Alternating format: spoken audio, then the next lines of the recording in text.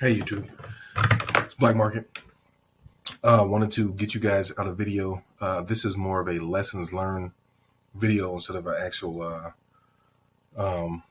profit video or trade review video. I mean, it's essentially it's still a trade review video, but really, it was a trade I had in EOG on Friday, and I just wanted to get you out a lessons learned video on it, so you can see how you can actually be profitable and mitigate the mistake I made on this trade.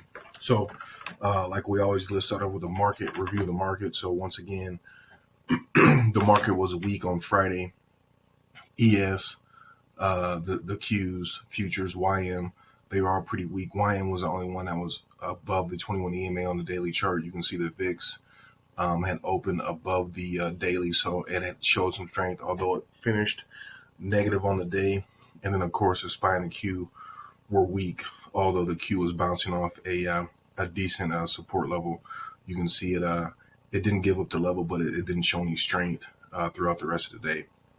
So overall market was weak. So market sentiment going into today was bearish to a certain extent. But if we move to the sectors, what I always like to look at is there sector rotation, which there was sector rotation on Friday. So you can see the semiconductor, tech sector, health sector, and communication sector were all pretty weak.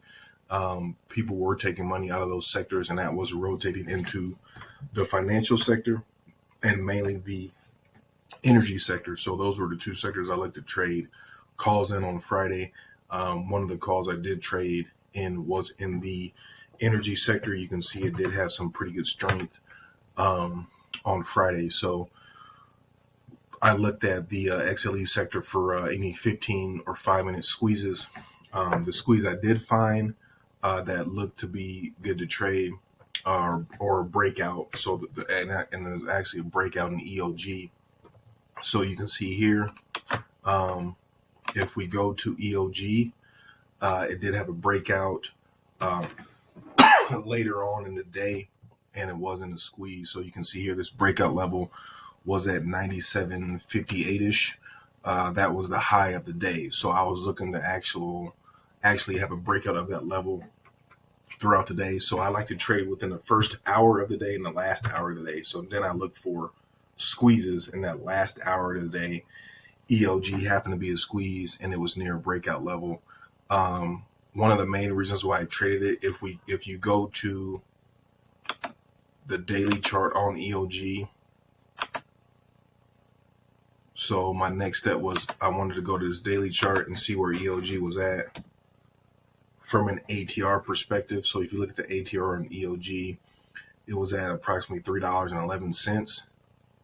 If we go back to the chart itself, you can see the stock had moved from essentially it had opened around $96, and it was around 97.5, so essentially half its ATR. So I looked at it as, hey, it still got some more room to move, although it was late in the day on Friday. So I traded this on the 5-minute setup. You can see here we had the squeeze with some buying pressure coming in on those last couple of bars, and we had a bullish signal coming in to buy. So what I did is I looked at that 97.58 as a breakout level. I wanted to see it break through that level on some decent volume, which it had above average volume on the 5-minute chart.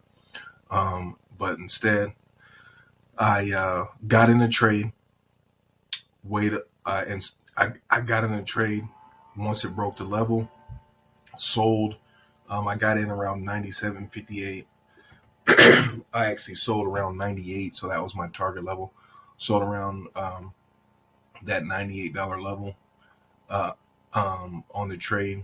But what happened is when it came to the market fluctuation and the spreads in the trade, I actually ended up breaking even on it.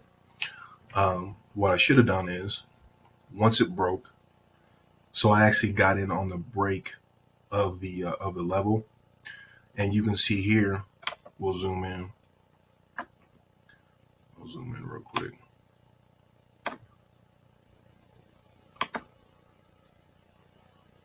So I entered about right here, 97.59. I ended up selling, I think, around this level, like right before $98.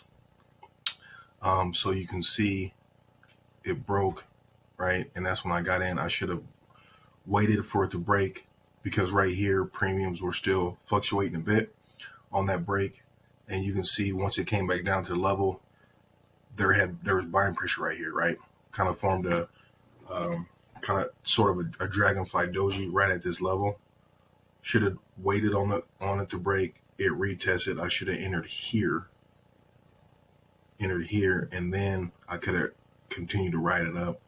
You can see there's definitely these candles were definitely bullish, all the way up to 98 and some change. I ended up, like I said, getting in on the break once the premiums were going up and selling about right here, and it just didn't give the premiums enough time to actually become stagnant in order for me to get out in the field. I ended up essentially selling it for the same price I bought it for. So didn't lose any money, but broke even. Definitely should have waited. I think when I got in, the strike I bought the $98 strike. I think it was $9 or $8, and I ended up selling it for $8.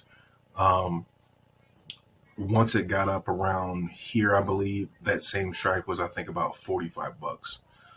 The midpoint on it was 27. So definitely could have been a simple, literally 5, 10, 15, 20-minute trade. You could have, 3x your investment at the very least, in about a 15-minute trade. So, like I said, moving forward, kind of a lessons learned here is, yes, if it breaks on a strong candle, which it did, this is a very bullish candle, you might sometimes want to wait on that retest of that key level during the day before you enter, and then you get a little bit better entry, and then you can continue to ride that up. So that's all I got. You got any questions, comments, concerns, you know what to do. Hit your boy up. Hopefully you had a good trading week, getting some studying over the weekend, and things are going well for you. It's going to be interesting next week going into the trading week. The market definitely has a bearish sentiment to a certain extent, but once again, going into any trading day, you don't have a bias. Definitely want to wait on market direction and take what the market gives you. So with that being said, you guys have a good rest of your weekend, and get prepared for Monday. Talk to you later.